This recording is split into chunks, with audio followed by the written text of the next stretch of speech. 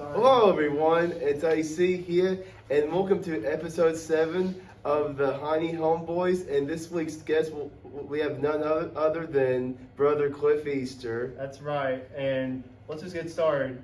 Tell everyone about yourself if they don't already know who you are. Give everyone a little introduction. Well, most importantly, I'm number 7, right? Yes, That's his ranking. Yes.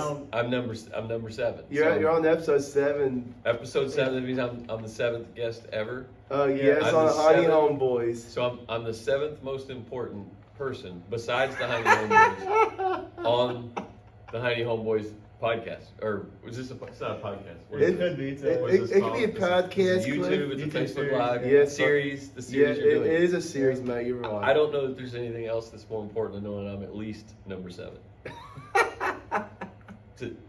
I'm Cliff Easter. I'm the youth pastor at First Baptist Church here in Metropolis, Illinois, where these guys went to youth group when they were in high school. Yes. And now that they're old men, I miss them a bunch. And when they asked me to do this, I said yes. Yes. We're happy to have you here. You're like one of the first like 10, 15 people I was thinking about doing, and finally I had to get an interview with Metropolis' most favorite youth pastor, Cliff. Yeah. The most favorite youth pastor. I've got some other youth pastor friends, and I'm going to make sure that I explain to them that it's not according to me anymore. It's according to the Heine Homeboys, Yeah. and that it's now official. Yeah, Yes, that's great. I'll take it. Okay, I'll take it. any day. Yeah. Yes. And what's your first question, AC? Okay, where were you past that before you moved to Metropolis and 20 years ago? I served in a church plant in Monroe, North Carolina, which back when I first was going off to college and in the Monroe area, Monroe was a city that was a town about the size of Paducah outside of Charlotte. These days, with all the growth that's happened there in that urban area, you can't tell the difference between where Charlotte begins and where Monroe ends, and it's all just one big metropolitan area.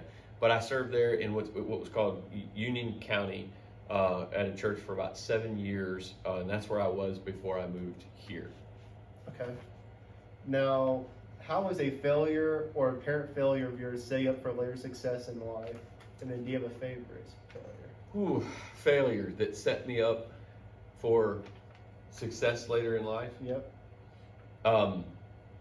Okay, so my dad had his own little business when I was in high school, and it was something that was kind of new to him. He had worked other kinds of jobs and then bought a business where he was doing all sorts of work with like a backhoe and a bobcat and a dump truck, and he did all sorts of different things. He would do driveways, he would clear out lots around the lake near where we lived, would do dry septic systems and that sort of stuff. And so all of a sudden, when I'd never had any experience before, I found myself working with my dad, driving tractors and skid steers and backhoes and things like that. Yeah. And I stunk at it. I was terrible at it. Yeah. And I remember working with my dad was always hard. It's like Dad was always harder on me than he was on any of the other folks that he hired in. And it bothered me as a kid because I failed a lot. I turned bobcats over and made mistakes with the ditch was too deep or not deep enough, or I was all the time messing up and stuff like that. And it bothered me sometimes that my dad was that hard on me until I came to recognize that he was harder on me because he cared most about me. Yeah. And didn't want me to quit, didn't want me to give up, and didn't want me to fail. And didn't really bother him as much that I might not have done the job the way that I should have, or that I had an accident. I remember one time in particular, I was helping him on this one job site, and we were finished, and we were loaded up all the equipment, and it was my job. He put me in the pickup truck that was hauling the bobcat. He was taking the dump truck and a big backhoe, and he said, I want you to back down the driveway out into the road and then meet me back at the house, drive back. And he would drive back too. But I noticed the house had a circular drive. Oh, And I was like, I don't want to back this thing up. I could, and I was okay at it, but I wasn't great at it yet. I'm 16, 17 years old. Mm-hmm. So I just pulled around that driveway. And eventually I got a little ways down the road, and I noticed in the rearview mirror my dad waving at me out the window of his truck, following me. So I pull over only to see that I had gotten the electric wire from the pole, had caught the top of my Bobcat Oh. as I was pulling out. And I ripped the electric right off the side of these people's house. And I was dragging the wire down the road, headed home. Because I didn't do what my dad said, which was back up. He didn't tell me why, and I didn't just do what he told me. I had to go thinking for myself on that one, and I made a job that didn't pay a lot actually cost us money by the time we fixed all of that. I think that some of those early failures like that helped me recognize a bunch of things, you know? Yeah. I didn't know everything. Listen to my dad. Don't quit. It was okay to fail. Yeah. And Right. and it taught me a lot of things about myself. I would always get frustrated because I can be a little bit of a perfectionist that I couldn't get it just right. My dad would always say to me, you know, he'd have me trying to do something new that I'd never done before, and I'd get frustrated with it. My dad would always say this to me: if another person can learn to do this, so can you. And he always instilled that in me. And something I even do with my kids, even through all of that in me today, is I like to say to my kids, instead of doing stuff for them, I like to tell them, figure it out. Dad would say to me, I said, Dad, I don't know how to make this tractor do this, that, or the other. I don't know how to get that thing to do what I wanted it to do. And my dad's instructions was often to me to just look me in the eye and say, son, figure it out. And learning how to figure that out, having that ability, that permission for my dad to fail sometimes, I think has carried me a long way in life. So I think that's what I would say. You didn't tell me you were asking that question. That was a hard one. That's okay, Cliff. We like to leave you a little surprised. Surprises? Yeah. Do I get to surprise you guys?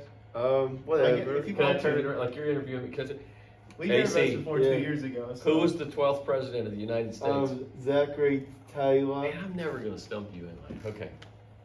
I'm done now. You're fine. Yeah. So AJ, it's my turn to Yes. read. Yeah. Okay, what are some jobs you had before becoming a pastor? Well, some of my first job, the first job I ever had was washing dishes in a restaurant. Okay. And my dad set me up with a small mowing route. I had a push mower, and I'd go out and I'd mow yards. I probably had that job before I started washing dishes. And then, you know, that was like when I was 13, 14 years old, maybe even a little younger. And then in North Carolina, when I was 14, you could have a real job. And I got a job in a local restaurant that's still there in the little town I grew up in Denton, North Carolina, and washing dishes. I went on to work in some furniture factories. And then when I was in college, I had a number of different things that I did.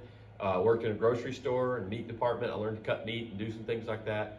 So those are all things that I did over the years, just like when you're looking for side jobs and money to make when I was in school or before I went off to college and things like that. That's great. Yep. All right. So, what is your greatest challenge as a youth pastor? The greatest challenge. Wow. I'd love to sit and think about that for a long time before I had to answer it. There's a lot. There's more joys than challenges. I think for me on a personal level, it's the balance between evangelism and discipleship. Yes, I want to reach out to students that have never heard the gospel or that have never responded to the gospel and get them to see the beauty of what it means to be a follower of Jesus. I want them to see how awesome he is and put their trust in him, repent of their sins, trust in him, follow him, all the things that we preach on a regular basis. But then I think one of the greatest challenges with students today, with our really busy schedules, just almost an unprecedented time, I think, in human history of how busy we keep our teenagers, is trying to find the time to disciple them. Yeah. And I think that's the biggest thing. Okay, this kid has just put their faith in Christ. Now what do I do with them? And trying to find that ability or find the time in such to put forth the resources to see that kid discipled, to become not just disciple themselves, but I want to get them to that place that they're disciple-making disciples. Yeah. And I think that's I would, if I had to say like greatest weakness, I think so. I want to. If you ask me my greatest weakness, I'd say in ministry, I'd probably say discipleship, because I feel like I'm always trying to figure out a better way to do this. Okay. I don't know that I've ever done it well, to be honest, Mhm. and it's something I'm always putting effort into. It's what I was just thinking and praying about in my office before you guys got here. That's great. Is how to do that this summer and what we're going to do in the fall and all that sort of stuff. So I'd say finding the time to, in both, not necessarily in my schedule as much as about trying to figure out how to get my students together and opportunities for them to be discipled. Yeah. Great way. And I think that everyone can always find time, but I think, and I'm including myself in this in the past and right now, sometimes you don't want to find the time because God will challenge you. He'll make you deal with stuff that you would otherwise want to distract yourself with by, let's say, if you play sports, doing sports. Yeah. Just finding other ways to distract yourself. So I think. Well, and it's true too. Like, I coached football at the high school for almost 10 years, and I feel like my own discipleship suffered when the season was on because I'm so busy. Right. And I think our lives are that way, and I think that's generally a problem for every individual. Yeah. It is, But mate. for me as a leader of students and their families is trying to even though while they're in the midst of their seasons, whatever they might be, how do we find a way to meet them where they're at, and it's for the ones that want to be, and to give them a robust experience of discipleship, of teaching them the habits that they need to incorporate into their lives to become the disciples that they need to be and that God wants them to be. Okay. All right. And before AC asks Cliff his next question, you guys, if you have any questions for Cliff, write them down in the chat below, and then we will answer them later on. Yeah, so What's your next question? Question number 3 for you, Reverend. When did you start having a personal relationship with Jesus? For me, I wasn't raised in church. My parents didn't take me to church when I was a kid. I had an Aunt Kathy. We had moved to North Carolina, and then not long, a year or so after, my uncle and my aunt moved as well. And that was she kind of brought into my life for the first time, the first real spiritual I don't know, awareness in my life. She went to church, and she took my cousins to church, and she would encourage me to come with them, and then sometimes I would go to church with them, and little by little, that was where I began to learn about Jesus, was through her. And so over some time, I came to recognize my own lostness. I actually put my faith in Christ. I don't remember the exact age, etc. It's fine. I was a teenager, young teenager, when I was camping out in the backyard in a camper at my house, and with a friend, and he had already fallen asleep, and I was kind of saying prayers before I went to bed that night, and an overwhelming sense of my lostness came over me that night, and that was the night that I think, well, I had prayed many times before. I think that was the night that I first put my faith and trust in Christ. Good on you, mate. All right. So what is one of the best or most worthwhile investments you've made? And this could be money, it could be time, or it could be energy. Investments. Yeah. Easy to answer, hard to explain. Okay, easy answer, harder explanation. I would say the time and efforts that I have put into kingdom work, like whether it be on a mission trip, whether it be in discipling students, whether it be in camps and things that we're doing, investing in others, with my family, with students over the years, with friends. I think, I don't care if I have the biggest bank account or not.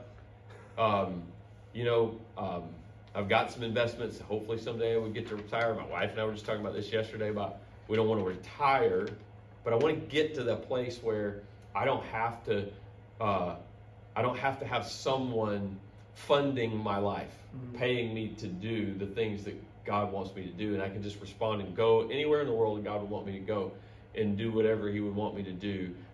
Investing in the kingdom, in people, for the cause of the kingdom that's the greatest investments I've ever made. Yeah.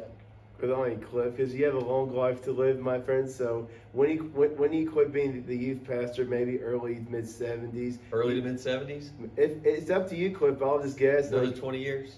maybe like 25, 30 years. Like I can see you being a youth pastor for another few more decades, and you could travel. You could just travel around the world for missionaries for maybe a month, maybe 2 months, for a couple weeks even.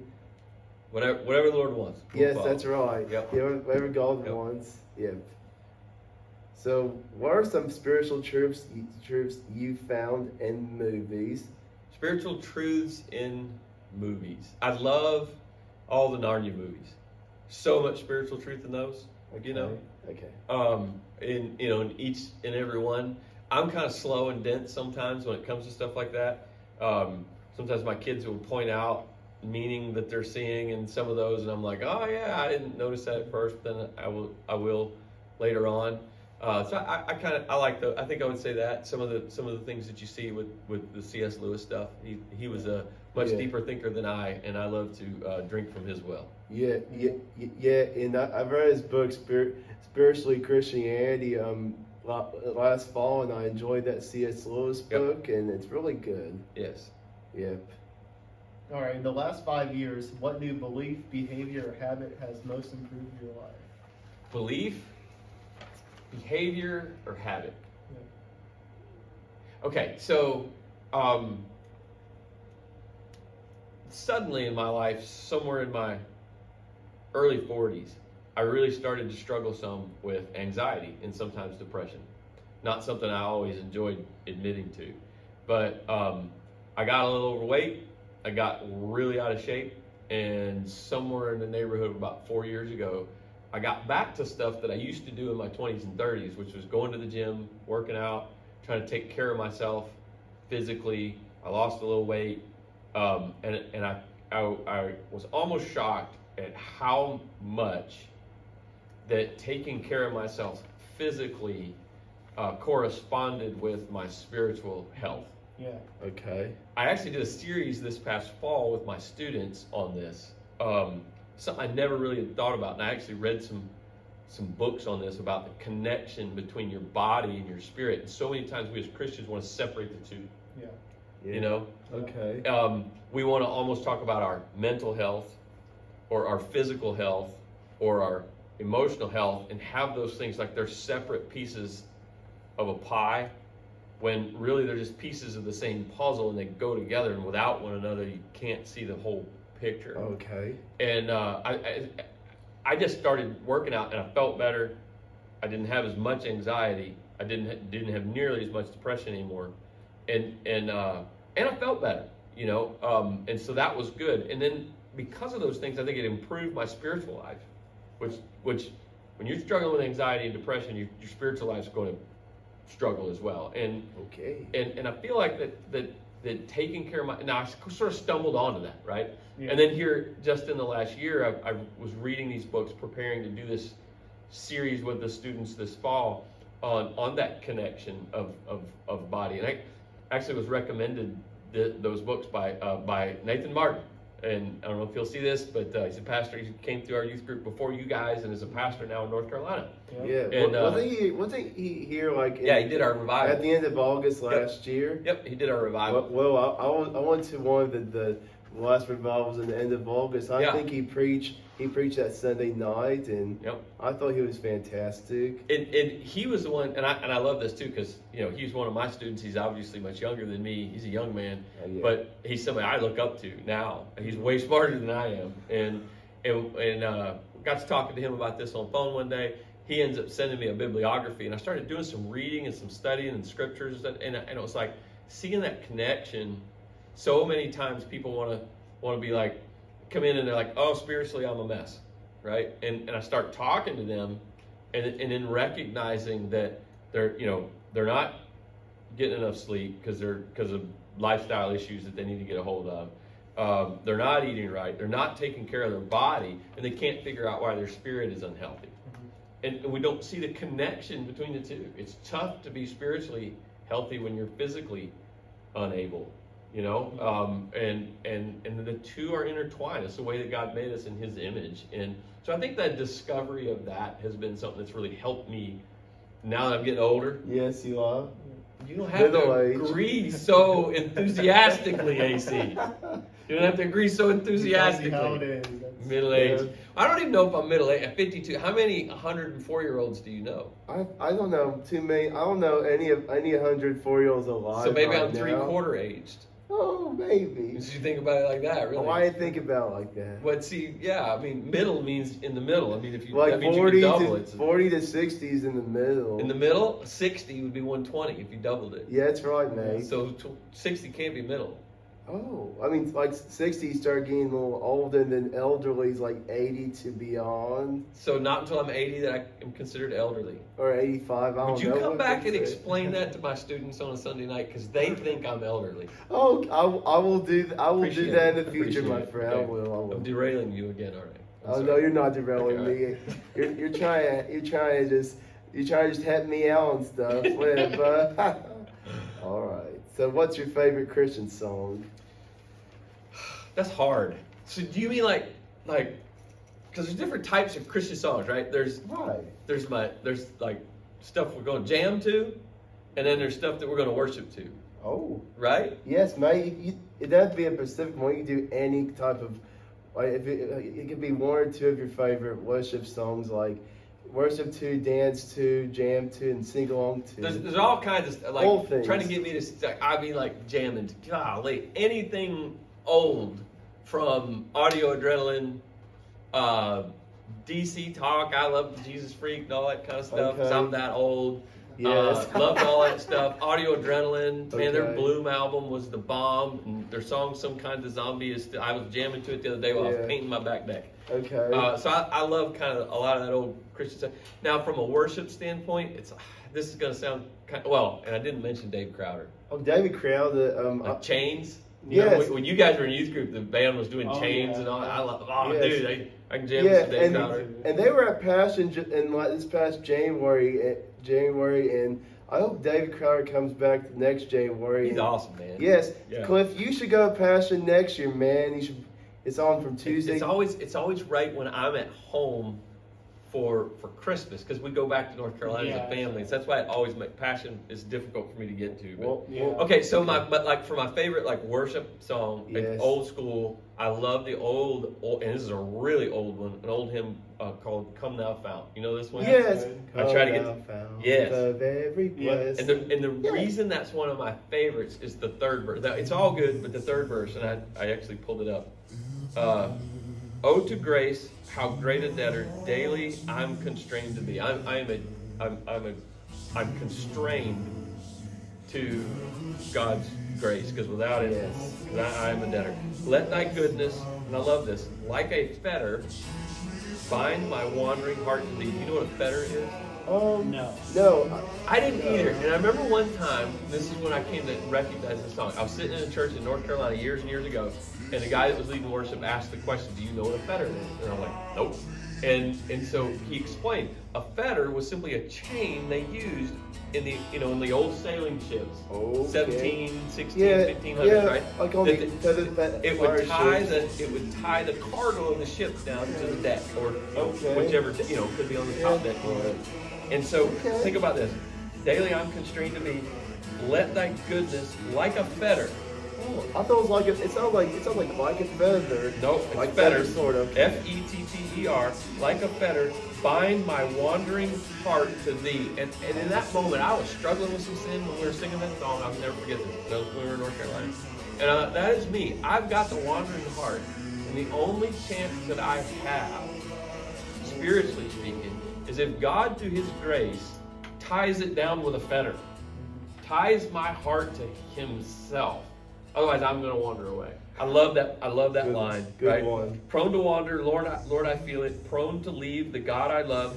Here's my heart. Oh, take and seal it for thy courts above. I just Yes. love Yes, that verse. yes, and Heartland sings that song in like the key of C, and I know like some people and some local people have sung it in like the key of C and the key of A. So sometimes I found very blessed. I could sing in any type of key, music key or whatever. But it's also one of my top 10 or 15 favorite Christian songs to sing along to, and then and just worship along. Yeah. Yeah. Sometimes dance along, yes. It's hard to pick one though, because there's so many. I know. That's But right. that was one that's not just like a song for me. It was a moment of spiritual desperation. Yeah. And this dude explained what that meant, and Yeah. and I was like, I was just identified with it, you know. So Okay. anyway, Yeah. And we've received plenty of questions from the chat. I'm going to look at the other ones in a bit, but the first one I saw was from BJ Lampley. Okay, I'm not taking any questions from BJ Lampley. Okay. And he said, I'll let you at least hear the question. He said, Cliff, why are you so awesome? Yeah, so why are you so You know, awesome? BJ. See, BJ says that stuff because, like, when I first came here, BJ was a student, and not just a student; he was the problem student. And the only, and the great blessing of God's grace was that he was in the Waldo youth group with David Outwell and not with me. And I only had to put up with him when we did things together as two churches. Yeah. No, I'm just kidding. I love BJ to death.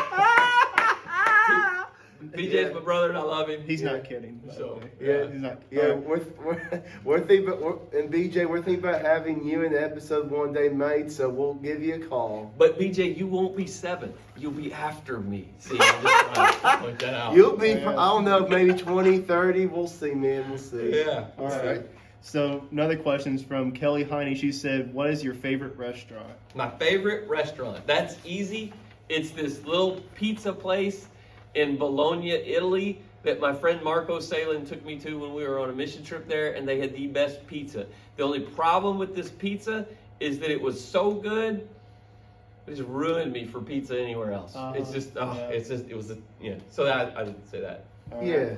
And now another question from Kelly Heine. She said, "What was your favorite vacation?" Oh, I don't know if she means mission trip or vacation. vacation. I've had a lot of good ones I really like. We took one last, recency bias, right? Yeah. Last spring or spring before, my niece was graduating from high school in Okay. Arizona, Yes. and I had never been out west, and so we took the family and went to see them, and we got to go see the Grand Canyon. And it wasn't just like my immediate family, but it was all of my wife's family. So all of my nieces and nephews from that side, her sister and her husband, who was a former student of mine, and then her brother and his wife, who were both former students of mine, and all of their kids, my mother-in-law. It was really great. And my father-in-law. It was really great, and I enjoyed that one. Any trip where I got to go to the beach when I was younger and take my surfboard with me was probably a favorite as well. Great, So, great. any place but Disney. Oh Any man. place of but course. Yeah. Did that hurt? No, it didn't hurt, I was Cliff. just It's your checking. opinion. I I think- know. It's just my opinion. Yes, yeah. You're not making me worried or stressed, man. Okay. You're just saying that. I'm trying to stress you just a little bit. You're not trying to stress me. Just a little. See, look, he's having you in the palm of his hands. Yeah, you see how stressed you are. Oh, really? Yeah, a little bit. All right. So, All right. Kelly's third straight question. She said, "What is your most memorable mission trip?" So I guess vacation mission trip. So now, what was your most memorable mission trip? Man, that's hard. And we can come back to. No. It's not that. It's not hard to think of something. It's hard to think of one something. I don't know that I've been on a mission trip that I didn't love it, which is great, right? I loved my trips to Italy. I loved our trip to Prague. It was the first youth group mission trip we took here. Was in 2012. Foreign mission trip. We've done stuff like we've gone to New York and Chicago and Arkansas and all kinds of other places. Right.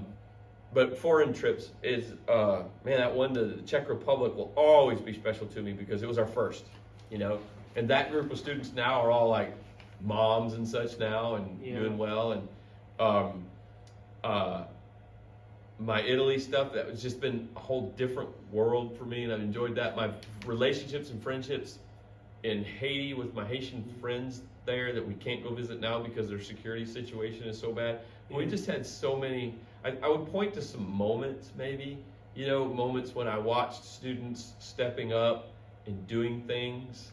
I'll never forget certain, like, I remember taking Gabe Rotman one time into a voodoo temple priest's home. Okay, this guy that I've befriended over the years in Haiti, and watching Gabe share his testimony in the gospel with this guy who literally is a Satan worshiper. And I remember sitting there on that dirt floor watching this take place, and I was just like, man, it doesn't get much better than that. And seeing, so there have been moments like that over the years where you get to see things like that take place that have been really special. I remember, man, I don't know if she'll be mad at me for calling her out, but I remember one particular student who was so nervous about going on our Chicago mission trip one year that she backed out like 3 times and then would come back in. And even the night before, her mother called me and I had to get her back on the phone. And I promised her, because she was very shy, and it's okay, God makes shy people. Yeah. And I kept telling her there'll be a place for you on this mission trip. And I always tell my students, so you guys might remember this, I want to stretch you, but I don't want to break you. Yeah. He said I say that a lot. Yes, you have, which is great. Well, and here's my thing, is like, for the person that's not shy, I might have to push really hard to stretch them a little bit, right? Yes. And what stretches them will be different than a person that maybe is really shy on their first trip. And this girl was so nervous, and she ended up going. And I remember watching her muster the faith and the courage. It didn't come from within, okay? It came from the Lord. And I remember seeing that and watching her say, "Yes, I'll go." And then putting her in situation after situation where I knew she was uncomfortable, but I was careful with her. Not making her be the lead talker. You be the third person in the group and you hang back and you pray for the other 2. And by the end of the week, she stood up in front of a church that we had served all week long and she gave her testimony. Good. Standing in a pulpit. If I had told her I was going to do that, and I didn't do it, matter of fact, she volunteered. Okay, because I wasn't going to push her to do that. That would be a violation of the agreement that I made with her. But watching God stretch her. And lots of stories like that, I think, on mission trips over the years are the ones that I would point to and be like, that's the stuff that I like most about those trips. The next question Is it another Kelly Heine? Do I have to cover her No, off? I think Okay. no. It's another Heine though. Mason Heine. Mason. Mason Heine said, Because Mason. "Who is your favorite football player with the last name Heine?" Obviously, it was the first center and middle linebacker that I ever coached in my football career, my first year coaching, and it would have to be Mason Heine. There you go. Good on you, cuz. Yeah. Yeah. All right. So that was the last question for now. But if you guys have any more questions, write them down. Let us know, because we still have some more questions of our own. So, next question is. So the next question is, have you always planned on being a youth pastor, or was it originally intended to be a stepping stone to bigger things? No, when I first got serious about my relationship with Jesus, I was in college. And I started wanting to serve. I did some summer mission things in North Myrtle Beach. I worked on this campground where we reached out to people, and it was this summer ministry thing called Summershine. And I loved it. And so I kind of thought for I don't know, for a short minute there that maybe I was supposed to be a missionary. Which I didn't really know what missionaries do. But soon came to recognize God was calling me towards ministry, and I started moving in that direction. I took a youth ministry job when I was in college. I think that I kind of really early on I felt uniquely called to youth ministry. Okay. Now, as I say that, here I am now, that was in my early 20s, and I'm 52 and I'm still doing it.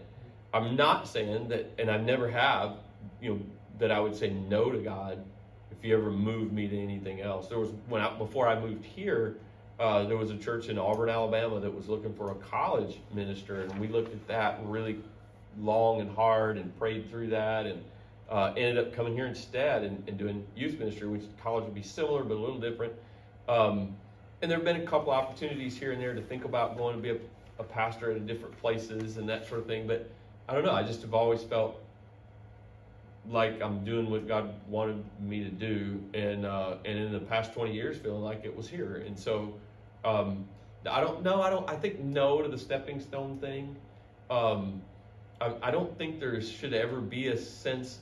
I don't think anybody should serve the Lord out of a sense of stepping stone in anything. Yeah. You simply be faithful today with what God's called you to do, and if He calls you to the next thing later, that's fine too. Yeah. All of us are called by God to be ministers of His gospel, and it doesn't matter whether you hold this title, that title, or this role or that role. Just be faithful today, and go from there. Yeah. So what's your favorite song in general? Okay, so like I'm gonna take that. Yeah, we did Christian stuff. So if I'm gonna do a regular song, Regular song, yes. man, that's hard because I'm a music lover. Me too, mate. And I like a lot of different stuff. Oh yeah. I love some old. I'm kind of that classic old rocker. I love '80s hair bands. I love all sorts of different. Man, throw some blues into anything, and I'm gonna Bluegrass, like it. okay. Not as much bluegrass. I do like some bluegrass. Yeah. But little Cherry Holmes here and there. But that's more new age bluegrass. But Okay. but I think I'll do this. I think because like it's one of my many favorite bands. It's like asking me a favorite verse, man.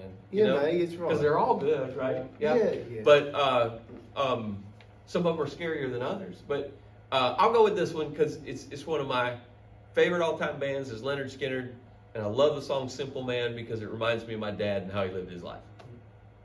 Great song, Simple Man. That's great. Good one. Yep. All right. Next question is: what fact of value would surprise many of your acquaintances? What fact was that? What fact of value would surprise many of your acquaintances? About me? Yes. That would surprise many of my acquaintances. Yep. It depends on what acquaintance it is. If it was an old high school friend, it would probably shock them that I'm in ministry. Because who I was in high school, completely different. Because that's what happens when God changes your life, right? So I'd say that. But like, I have some likes and passions, things that I enjoy following that probably surprise people sometimes. Okay. Yeah. I believe it or not, I love reading about stolen art. Okay. Isn't that weird? It's weird. It's weird. Yes, but it is. I get into that. Do you know the Mona Lisa was stolen once? Yes, It's I've like heard about it. 1918, I think. Oh yeah, I've heard about Right off it. the wall in the Louvre. Yes, yeah. Two dudes stole it. Yep, and I know the Mona Lisa song, which is sung by Nat King Cole. Yeah. Yep. So yeah, I guess that's probably something that would surprise people that I like to read about stolen art. Okay. See. What's the next question? Okay, what was the best and worst time of your life? And you said that in like 2010, 2011, you had some clinical depression. So besides the clinical depression, so what was the best and worst time of your life? And I know there have been so many in your lifetime, mate. Yeah. And you've been on this earth for 52 years. Worst would, I think some of the worst thing I ever went through was the first bout that I had with anxiety that led to some really dark depression. And the year that hit was actually 2009 for me, and then it was right after that my dad got cancer and passed away. Some of the hardest stuff that I've maybe ever been through. And so I think I'd point to that period in my life. Strangely, I feared that my dad's death, I was just starting to get better. I feared that my dad's death would put me back into a sense of, darkness and depression. But somehow I just give the Lord credit for this because it wasn't something I did. It gave me a sense of purpose and meaning that, my dad was only 19 years older than me, and I wanted to make the time that I had left on this earth count.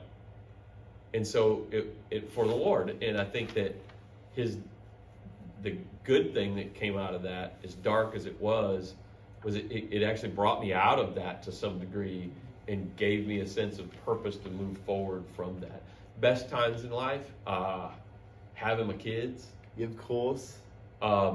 seeing them come to faith in Christ. All three of them have, and seeing them serve the Lord in the different capacities that they do. I think that's some of the stuff that brings me greatest joy. Great. Good on you, Cliff. Yep. Who is your favorite author? Can I do the two thing again? Can we Yeah. go? Harper Lee, on the secular side, she had a way with words, and I'll forever regret the fact that she only wrote 1.5 novels. To Kill a Mockingbird, Yeah. and then she actually wrote Go Set a Watchman. I don't know if you're familiar with that, No. but it was a book that she wrote that was supposed to be the follow-up to Kill a Mockingbird, and she never released it, and it wasn't released until after her death, which is probably a bad thing because she never intended for it to be released. But even when you go back to read that one, just the way she wrote has always been, I just love to read a sentence or a paragraph she put together. She just had a way with words that I wish that I have, and I don't. There's lots of Christian authors that I like. And I think recency bias can get me on this one because like the latest good book I wrote, I go, oh, that was really, really good. I have loved some books that I read by David Platt. His book Radical was, but I think I'd have to do this. And I'm not gonna say he was the best author. That's why we always say favorite, because Okay, it's a hard read, but it was one that God used in my life to change me drastically in the way that I looked at ministry, the way that I looked at my relationship with the Lord. Outside of the Bible, I think the book that had the Lord used to have the greatest impact on my life was a book, and back in the 90s, everybody else was reading it too. It was by John Piper, and it was the book Desiring God, and it just had a profound impact on me then that I still think about today. okay. So. Okay. So, what are some bad recommendations you hear in your profession or area of expertise? Expertise. Yeah. Expertise. Thank you. Bad. Tell me again. Bad what? Bad. Recommendations. Bad recommendations. Follow your heart. I hear people say that a lot. And I think that's one of the things, like as a youth pastor, I say this to my students all the time. The Bible tells us just the opposite. Never trust your heart. Your heart will get you into trouble every single time because it is fraught with sin, because that's who we are as human beings. Right. We struggle with original sin, and we're not supposed to trust our hearts. We're supposed to trust in the Lord and His truth. So every time I hear people saying, trust your gut, trust your heart, any of those kind of things together, I think it's just the worst advice that human beings could give each other. Okay. Yeah.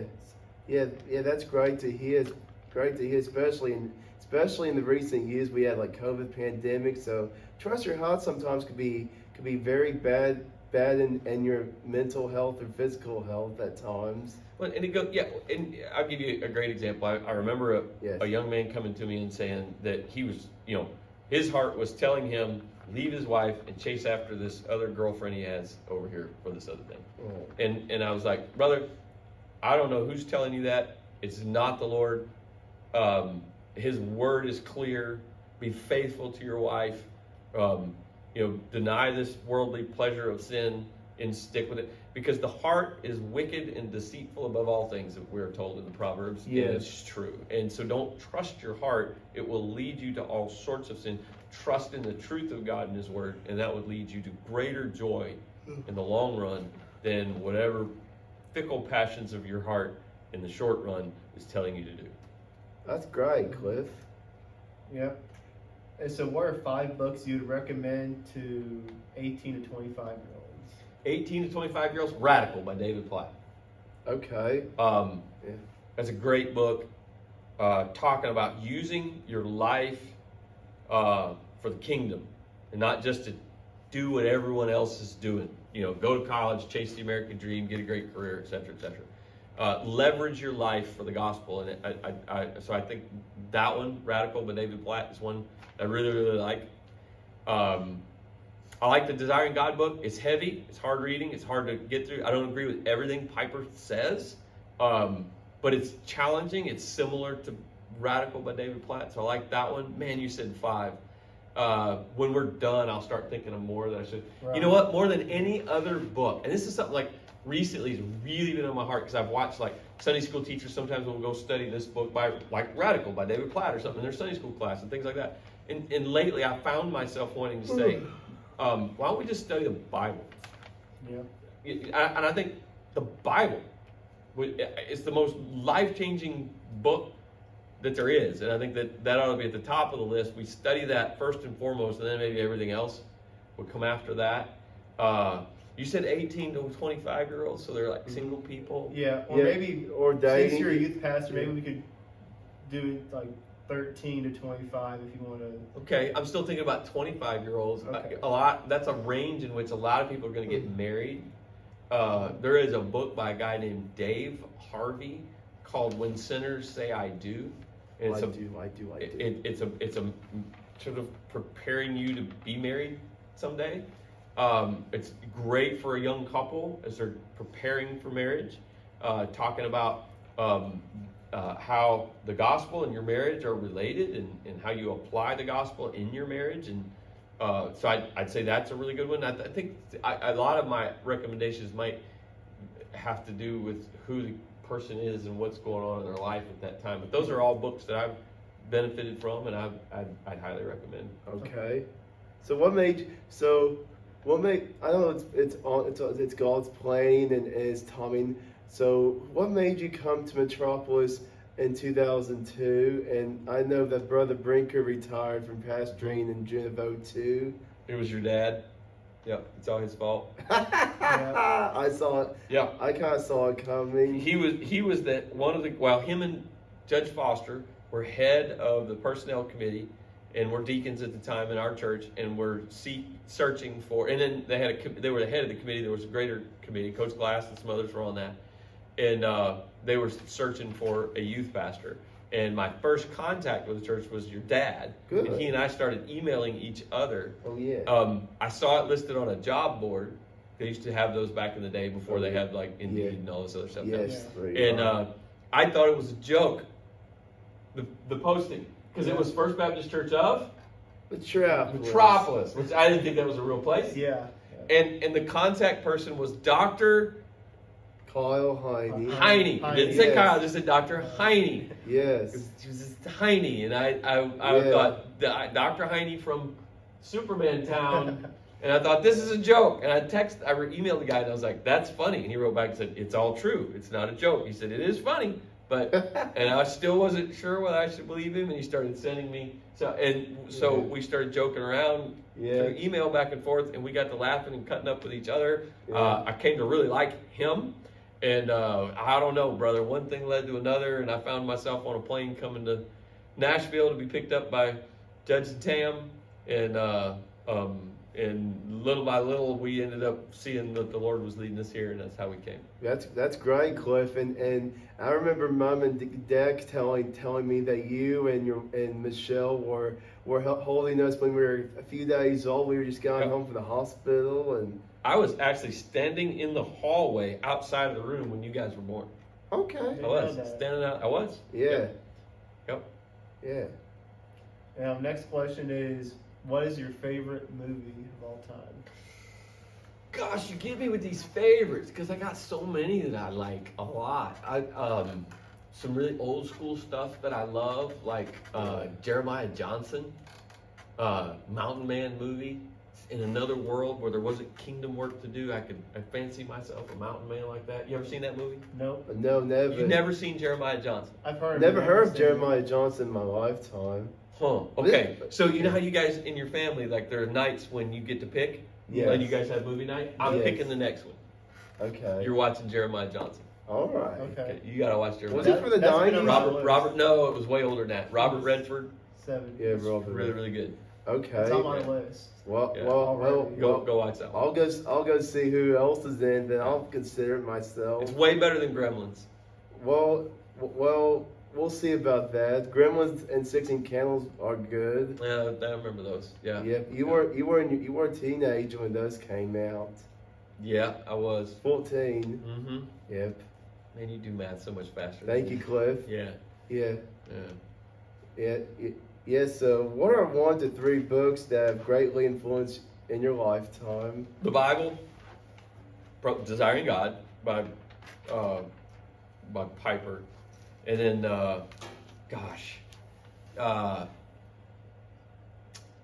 The Cost of Discipleship by Dietrich Bonhoeffer, Mm-hmm. or maybe Mere Christianity by C.S. Lewis. Yeah. So you asked for 3 and I gave you 4. No, that's fine. I don't Is that care. okay? That's fine. Yeah. I break all your rules, AC. You didn't break rules. Sorry. No, you're fine. I accept your apology. Okay. All right. Yeah. So we have a couple questions from the live chat. It's another Kelly Heine question. Her question is, what's the favorite concert you've ever been to? What's your favorite of all the concerts you've been to? Oh, wow. Favorite concert. And guys, we're about to wrap it up in a little bit. And if you guys have any other questions, this is your last chance. Write them now. And then if you don't write them now, they won't be answered. We're going to end shortly. The DC Talk Jesus Freak Tour was one of the best shows I think I ever saw back in the 90s. Loved that. But Dave Crowder, when he's doing when he was doing the Rock and Worship Road show, was just incredible. Man, anytime you see Dave Crowder anywhere, it's hard to, he puts on a great show. Yes. But you're going to come together with other believers and you're going to worship the Lord. And it's hard to beat that, you know? So I don't know. Those are probably a couple shows I really, really like. Yeah, and I like his 2005 song, Come and Listen. Yes. And that song's in the key of F, and it's my favorite Dave Crowder song. I have no idea what key it's in. I just know I like it. I know that I've known the key for a while, so I'm showing you it's the key of F. I got keys in my pocket. Well, that's not music keys. Those are your cow keys. Yeah. Car keys. All right. Cow keys. Veronica King, she just posted a question. Hi, Veronica. Hi, Veronica. Hello. And she says, have you ever been to a Carmen concert? Yes, I have. I went to see him multiple times in the Charlotte Coliseum way back in the day. I cannot believe somebody remembers Carmen. So, if Veronica was here, I'd start asking her questions like, what was her favorite Carmen song? And it can't be The Champion. It's not really a song. Okay. So. All right. The best. All right. So, this is my final question for you, unless there's another last minute question. But is there anything that you want to talk about that we haven't already talked about? Is there anything you want to say before we sign up?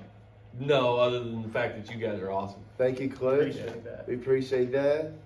And Veronica's the best travel agent ever. She is. Yes. Okay. BK, you are the best traveling agent of Metropolis, my friend, and glad you could book all sorts of our favorite countries like Australia, Haiti, Italy, New Zealand, you name it. She helped send us on one of our mission trips to Italy. Every time I hear the song, is it Oceans?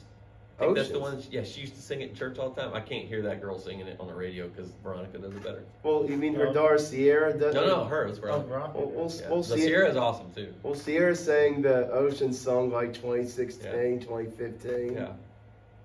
All right. I'm going to look one last time, see if we have any questions. Nope. All right. AC, you want to sign off? And everyone, tomorrow there will be another Hi Homeboys episode. We'll be doing episode 8. We'll be on Facebook Live at 2:15.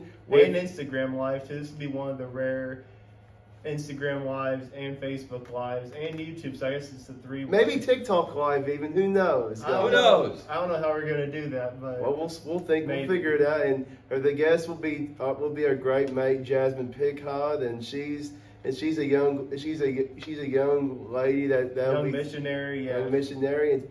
It'll be going on a mission trip in the next week or two. So we'll be doing her tomorrow. So stay tuned for more information on that. And let us know, who do you want to see on Hi Homeboys in the future? I didn't want to say next because Jasmine's obviously next, one of the few back-to-back Hi Homeboys. But who do you guys want to see next? Let us know, and we will consider it. Yeah, we'll be doing famous YouTube stars. We'll be doing pastors, dancers, singers. Anybody really. Anybody who wants to do Hi Homeboys, contact me on Facebook, Instagram, maybe YouTube. and any of that, or and then I see what my boss AJ Heinies has to say on his work schedule, and got to do on other plans too. So stay tuned for that, and don't matter the location, everyone. You guys will love it. All right. And everyone, keep going, growing, and happy wiggling. All right, God bless. See you guys. Thanks for watching. Bye. Happy wiggling, everyone. Bye bye.